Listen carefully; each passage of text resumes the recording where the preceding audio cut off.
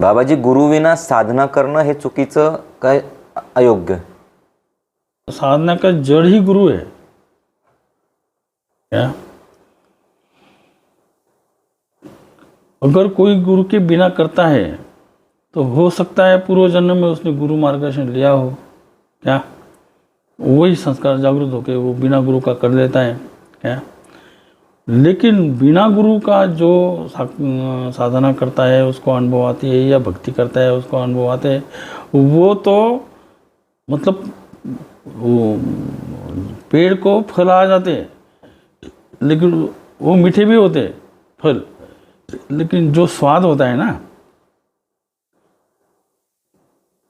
मीठा आम, हम आम खाते हैं, मीठा लगता है, ये चित्त हमें बताता है, लेकिन उसका स्वाद अंतःकरण बताता है जी। उसका जो स्वाद होता है, या हम फूल का सेंट लेते हैं तो उसका जो है चित्त सेंट बताता है, लेकिन मतलब चित्त के द्वारा हम आनंद ले सकते हैं, लेकिन समाधान के लिए मन के पास जाना पड़ेगा, अंतःकरण में जाना पड़ेगा, तब समाधान होगा।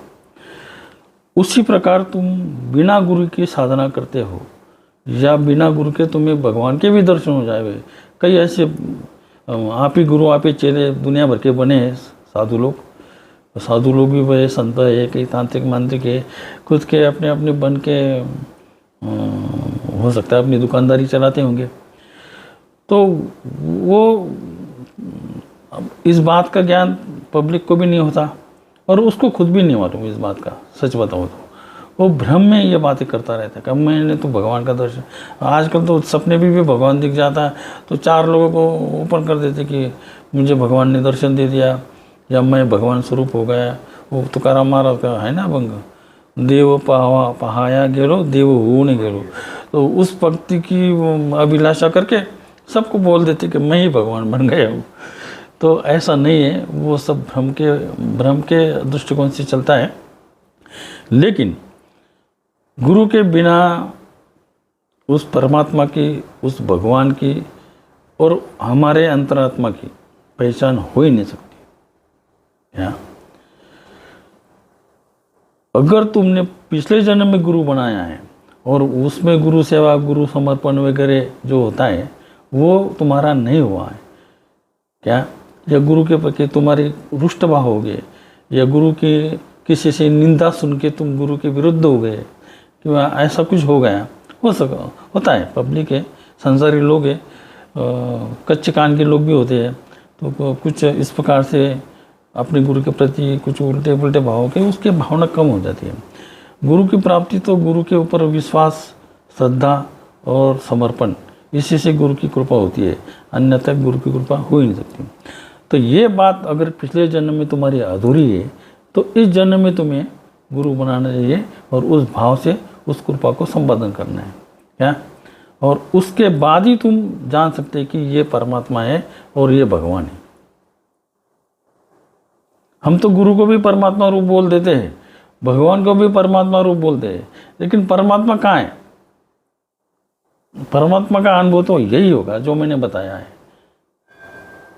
आत्मदर्शन, आत्मानुभव और आत्मा प्रचिति, इस 3 बातों से ही होगा।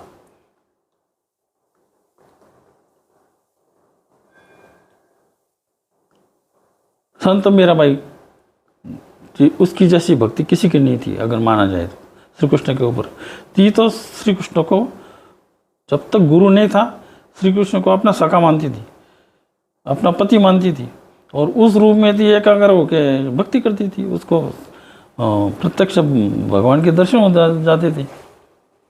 लेकिन जब उनको रविदास जी गुरु जब उनको मिल गए, तो जब वो गुरु को समर्पित होगी, समर्पित मतलब विश्वास, गुरु तो विश्वास से बनाया जाता है ना, विश्वास और समर्पण से उसके अंदर जब भगवान श्री कृष्ण का जप करने लगी, मतलब नाम लेने लगी, वो तो जब क्या वो भजनी गाती थी, नाचती थी, तो उसमें उसको पता चल गया कि ये तो परमात्मा का ही रूप है, या श्री कृष्ण ही परमात्मा है।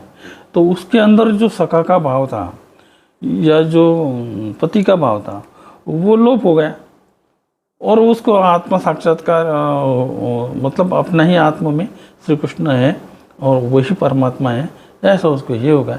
मतलब गुरु प्राप्ति के बाद ही उसको पता चला कि भगवान श्री कृष्ण परमात्मा स्वरूप है, इसलिए गुरु का प्राधान्य दिया जाता है। गुरु एक ऐसा माध्यम है, इस किनारे से उस किनारे जाना है। जो नाव काम करती है ना नदी में, इस किनारे से उस किनारे ले जाने का वो काम गुरु कर देता है, लेकिन उतना समर्पण होना चाहिए।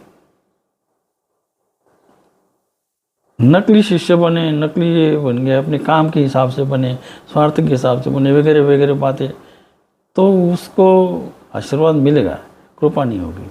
कृपा तो उसी को होती है जिसको वाकई भगवान चाहिए, वाकई परमात्मा चाहिए, वाकई मुक्ति चाहिए, वाकई जो अपने जीवन का उद्धार होना है, तो वो समर्पण होकर अगर इस बात को गुरु से शरण में जाता है तो गुरु वैसे मार्गदर्शन कर। अब गुरु भी सोच के नहीं करता इतना, वो नेचुरल भाव है। गुरु के अंदर वो नेचुरल भाव आते हैं, वो नेचुरल बोलता है फिर, और नेचुरल मार्ग देता है कि तू ऐसा नहीं ऐसा कर। ऐसे ही गुरु की महिमा है। हाँ, हमारे में होते नादे बिंदे योग्या तीनों एक सभा। मतलब जिस समय गुरु कृपा, जिस समय गुरु शिष्य और परमात्मा एक रूप हो जाएंगे ना, उसी समय गुरु की कृपा हो जाती, बाकी के समय आशीर्वाद रहता है। इसलिए शिष्य के भाव, गुरु के भाव और परमात्मा के भाव एक होने चाहिए।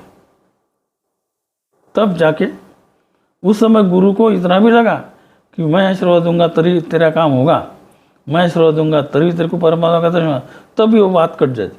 गुरु भी एकदम निस्वार्थ होना चाहिए उस समय, और शिष्य भी निस्वार्थ होना चाहिए, तब वो परमात्मा प्रकट होता है और वहाँ वो गुरु कृपा हो जाती है। परमात्मा की जो साक्षात्कार है, दर्शन है, जो कुछ भी है, उसका माध्यम गुरु कृपा ही है।